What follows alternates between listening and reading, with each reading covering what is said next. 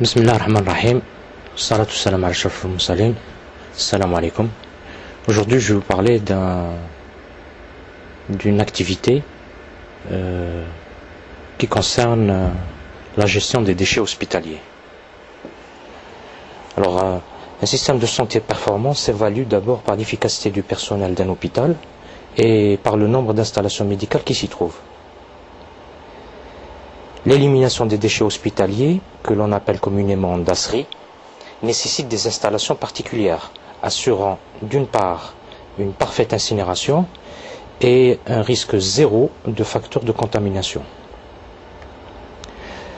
Pour cela, les technologies d'incinération à combustion propre sont une solution aussi pratique qu'efficace. Les technologies qui permettent d'accomplir l'incinération à l'aide de petites installations. Cette conception a déjà donné ses preuves de par le monde et à ce jour les résultats sont concluants tant du point de vue de contrôle du flux des déchets que dans la réduction, sinon de l'anéantissement des agents de propagation de maladies infectieuses. Ces petites installations mobiles sont très prisées dans les petites cliniques, les laboratoires d'hôpitaux, que ce soit dans l'agglomération ou situées dans des régions enclavées. Ces petites installations doivent être facilement accessibles et ne demandent pas de connaissances particulières complexes pour leur mise en marche et leur fonctionnement. Une seule personne pourra ainsi mener à bien l'opération. Autonome et facile à transporter, l'incinérateur mobile permet de travailler in situ, garantissant ainsi un minimum de risque de propagation des maladies.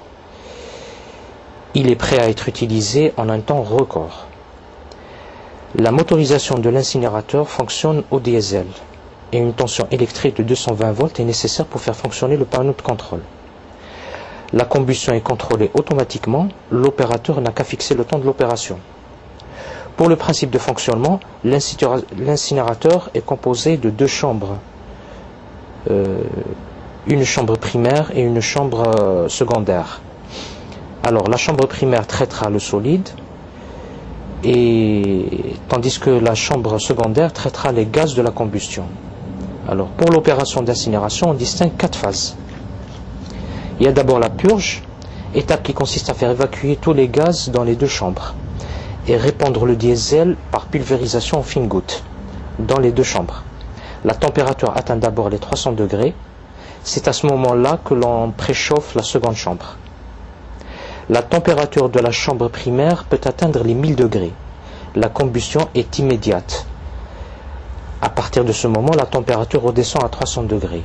C'est le wattmètre qui indique à l'opérateur la fin de l'opération. À ce moment-là, les cendres sont évacuées à l'aide d'une spatule ou d'une raclette conçue à cet effet. Ce qu'il faut noter, c'est de faire attention durant l'opération, il faut veiller à ne pas toucher les deux cuves, même après la fin de l'opération. À l'usine, les incinérateurs sont fabriqués à partir de matériaux de haute qualité. Tout au long du procédé de fabrication, les appareils sont contrôlés par des experts. Ainsi, l'incinérateur est soumis à différents tests.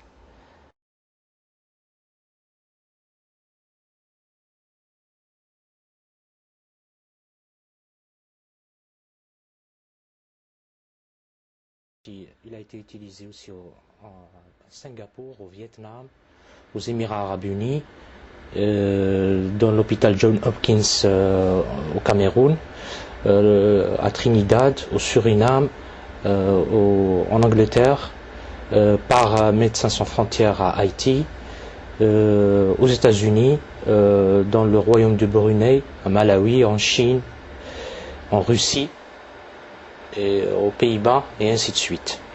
Alors, en ce qui concerne le profil de l'opérateur, il faudrait que ce soit une personne qui connaisse